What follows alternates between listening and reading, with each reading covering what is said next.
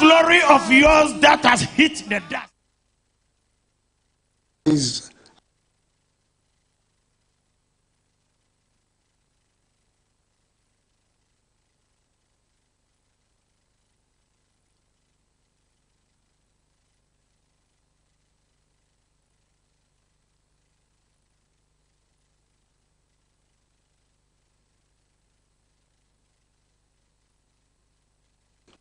Watching what was happening in Asia, Latin America, that if it was not well managed, it would disrupt our lives and livelihoods.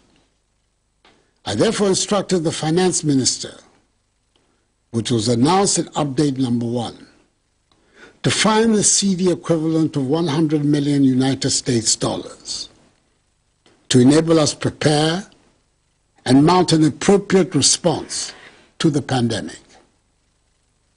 Since then, we've experienced 4 waves of the outbreak.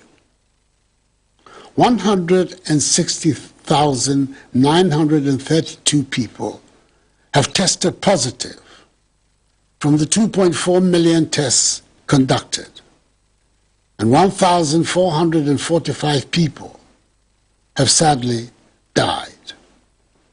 Our comprehensive strategy has entailed living with restrictions that altered our daily routine. We've been restrained from shaking hands and hugging one another. We've had to keep a distance from each other. We've had to put up with the discomfort of wearing face masks every time we left our homes. We've had to endure distress caused by the poking of our nostrils and throats with swab sticks each time we underwent a PCR or antigen test. We've had to endure for 3 weeks a partial lockdown in the greater Accra metropolitan area and Kaswa, and the greater Kumasi metropolitan area and contiguous districts. And we have all borne the brunt of the ravages of the pandemic. As your president, I saw it as my duty to provide you with regular updates on the situation, the measures government is taking, and to seek your support and cooperation. That is why I've been a constant feature on your screens these 2 past years, in the addresses that have now become regularly referred to as fellow Ghanaians. And I thank you for welcoming me so warmly into your homes. You have listened to me. You've cooperated with government and with the health experts. You've adhered to the enhanced hygiene and mask-wearing protocols. And a considerable number of you have taken the vaccine. I thank you for the opportunity you have given to me to be your president in these difficult times. I do not take it lightly.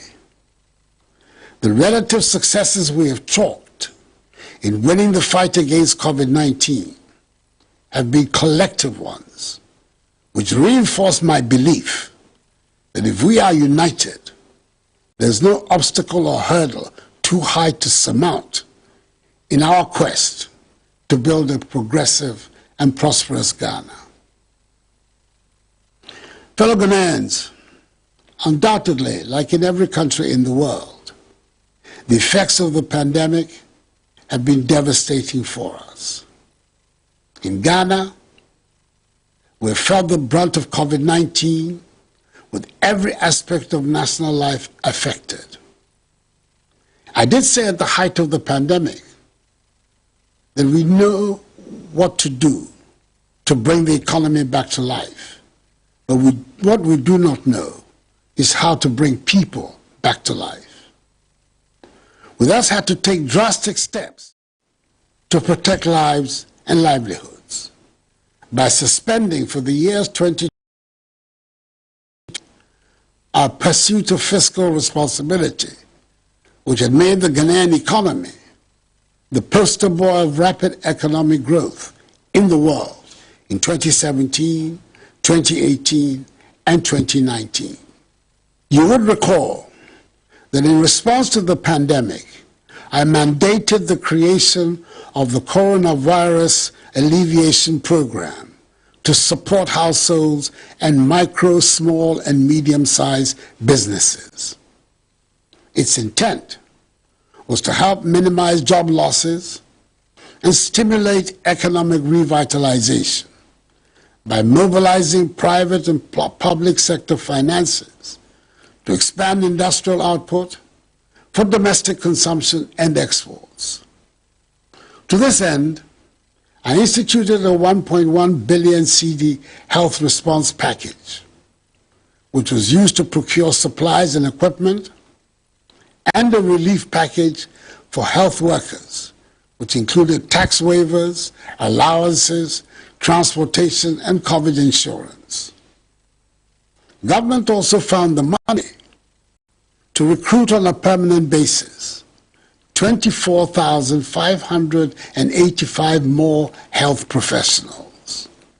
1.6 billion CDs was made available to support vulnerable households across the country, which went into food packages and hot meals, and the provision of free water for all, free electricity for lifeline consumers, and 50% rebate for all others. Some 750 million CDs in soft loans and grants were also disbursed to micro, small, and medium-sized businesses to help maintain their economic activity. The government statistician tells us today that this expenditure has achieved its purpose. At the height of the pandemic, despite strong opposition in some quarters and the legitimate concerns of some parents, we stood firm and were successful in ensuring that the education of our children was not truncated. We spent some 1.9 billion CDs providing PPEs and hot meals for students, teaching and non-teaching staff, hand-washing facilities, training of teachers in COVID, development of content for online classes, and disinfection and fumigation of schools. This made it possible for students to return in conditions of safety, sit for their respective examinations, and achieve successful results. Indeed, the spectacular results of the first and second batches of the free SHS graduates, whom I proudly call the Akufo-Addo graduates, are testament to this. I want to state, without any equivocation, that should our nation, God forbid, be confronted by such a pandemic again, and I, Nana Addo Dankwa Akufo-Addo, am by the grace of God, your president, I will not shy away from taking such essential steps to protect you and your businesses again. Fellow Ghanaians, while we count the costs, COVID-19 also inspired our domestic manufacturing capabilities and deepened our self-reliance. The pharmaceutical industry, at my instigation, responded positively to the need for domestic production of sanitizers, disinfectants, and liquid soaps. Furthermore, government was able to procure some 81 million CDs worth of personal protective equipment, such as face masks, head covers, medical scrubs, and hospital gowns, from domestic government and textiles manufacturing companies, for health workers, and for students going back to school to prepare and sit for their final examinations. COVID-19 also highlighted the unequal distribution of healthcare facilities in the country, as we have tended to focus our healthcare infrastructure in Accra, Kumasi, and one or two of our other big cities. As we've seen, epidemics and pandemics, when they emerge, can spread to any part of the country. There are 101 districts in the country with no district hospitals, and we have to do something about it. The creation of the new regions also means the government has to construct 6 regional hospitals for the 6 new regions, and a befitting regional one for the Western region, and see to the construction of 3 new psychiatric hospitals for the coastal, middle, and northern belts, respectively, and rehabilitate the Afia Kwanta Hospital in the Western region. This has led to the formulation and declaration of Agenda 111, the biggest ever investment in the nation's healthcare sector. Work is currently underway, and before the end of my tenure of office on 7th January 2025, all 111 hospitals would have been commissioned. Since March 2021, vaccination has become a central part of our strategy to defeat the pandemic. Our aim has been to achieve herd immunity as soon as possible, and our target has been to vaccinate 20 million of our population. Our initial challenge was to secure enough vaccines to meet this target. We have so far acquired nearly 29 million vaccine doses in the country, having administered some 13.1 million doses as at 26 March 2022. Whilst appreciating COVAX and other donors in COVID-19 vaccine supply initiatives, and government also procuring further vaccine consignments through AU and AVATT initiatives, Ghana, Rwanda, and Senegal, in partnership with the German biotechnology company BioNTech SE, are venturing into vaccine development and manufacturing, with the 3 countries determined to become vaccine manufacturing hubs in sub-Saharan Africa. We want to achieve self-sufficiency in vaccine production to meet future national, regional, and continental needs for health security. We shall not then, in the future, be at the mercy of foreign vaccine nationalism and geopolitics. Last year, I set up a vaccine manufacturing committee under the chairmanship of the world-renowned Ghanaian scientist, Professor Kwabena Frimpong-Boateng, which will soon be transformed by Act of Parliament into the National Vaccine Institute. We've committed $25 million to develop our domestic vaccine production capability and facilitate the capacity of domestic pharmaceutical companies to fill, finish, and package mRNA, COVID-19, malaria, tuberculosis, and other vaccines as a first step towards vaccine production. Fellow Ghanaians, we've reached a critical point in our fight against COVID-19. Government has undertaken a comprehensive review of the raft of measures put in place to help win the fight against the virus.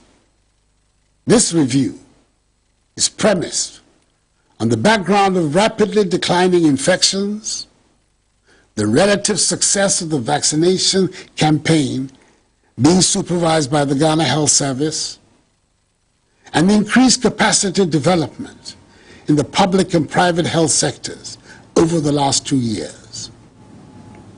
Indeed, as of Friday, 25th March 2022, the total number of active cases stood at 72.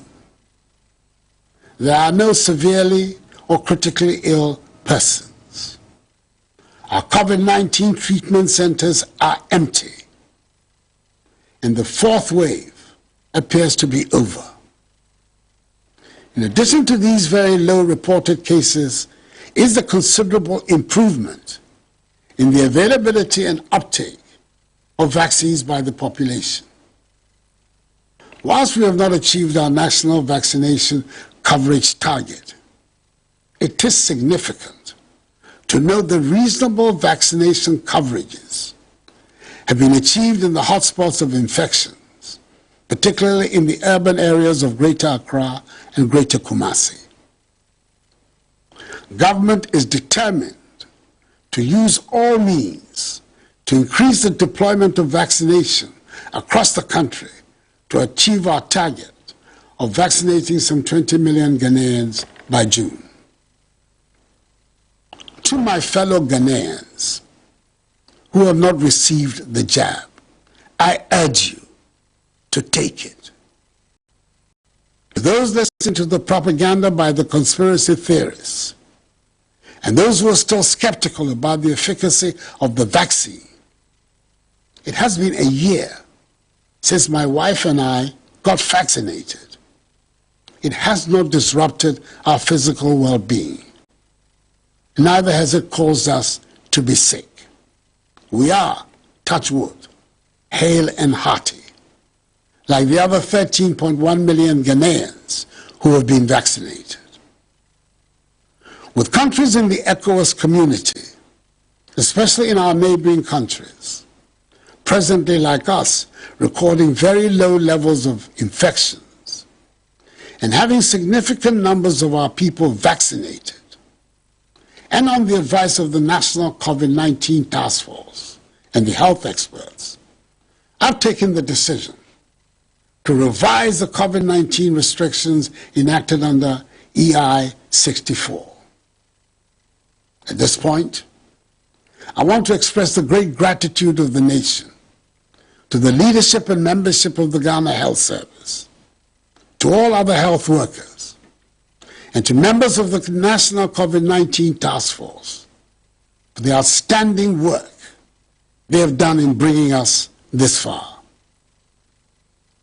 Ours has been an all-inclusive national effort, including the security services, public and private sector agencies, religious and chieftaincy institutions, charitable organizations, all of whom have helped in bringing us this far. I hope I'll be forgiven if I single out the Church of Pentecost, the Catholic Church, and the COVID-19 Private Sector Fund for special praise. They all demonstrated exceptional love of country. So, from tomorrow, Monday, 28th March, the wearing of face masks is no longer mandatory. I encourage all of you, though, to continue to maintain enhanced hand hygiene practices and avoid overcrowded gatherings. All in-person activities, such as those that take place in churches, mosques, conferences, workshops, private parties and events, cinemas and theaters, may resume at full capacity as long as the audience and all participants are fully vaccinated.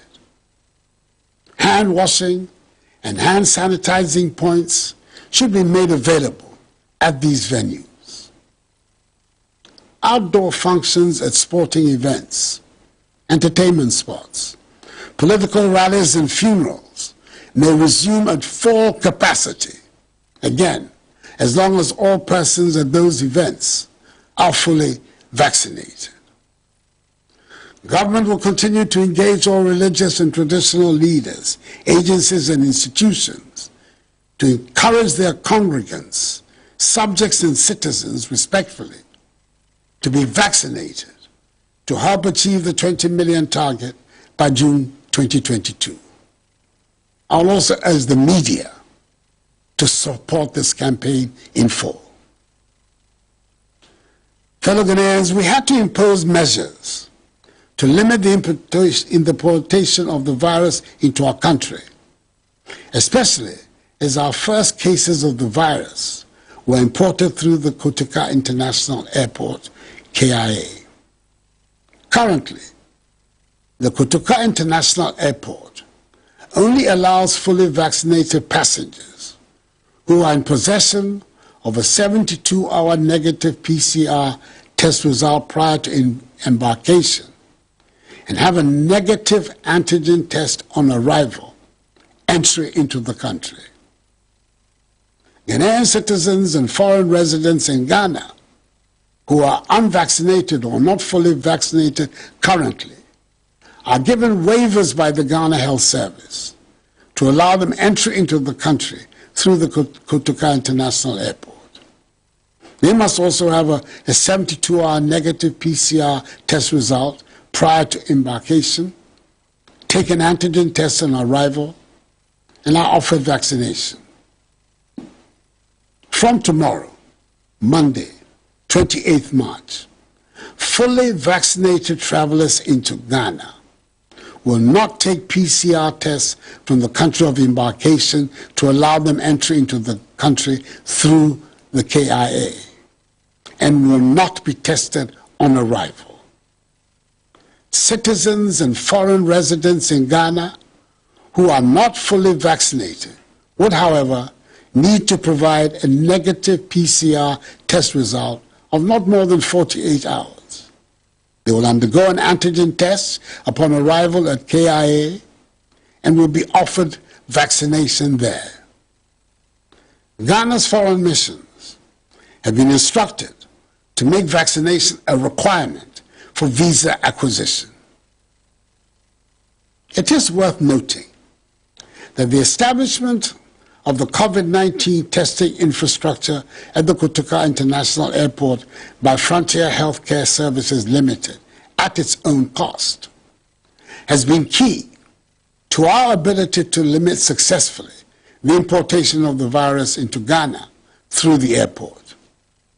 The efficacy of the testing regime at KIA has won global admiration and has been applauded by all those who have undergone its testing. It has been one of the reasons why Ghana was not at the receiving end of several of the travel bans imposed by the West at the height of the pandemic, for which many African countries were affected. As from tomorrow, Monday, the 28th March, all land and sea borders will be opened. Fully vaccinated travelers will be allowed entry through the land and sea borders without a negative PCR test result from the country of origin. Citizens and foreign residents in Ghana who are not fully vaccinated will have to produce a negative 48-hour PCR test result and will be offered vaccination on arrival. Fellow Ghanaians, it has been a difficult 2 years, and we're seeing light at the end of a very long tunnel. I appeal to all of you to live responsibly, protect yourselves at all times, and do everything we can to stay safe. As we lift these restrictions, now is the time for all of us to join hands, work hard, and help put our nation back onto the path of progress and prosperity as we resume full production and increase productivity. As your president, I assure you that sooner rather than later, our economy will rebound from the ravages of COVID-19. The policies we are implementing will, with your active support, help grow the economy at a much faster rate, help create jobs for the youth, and help us overcome the difficulties we are faced with.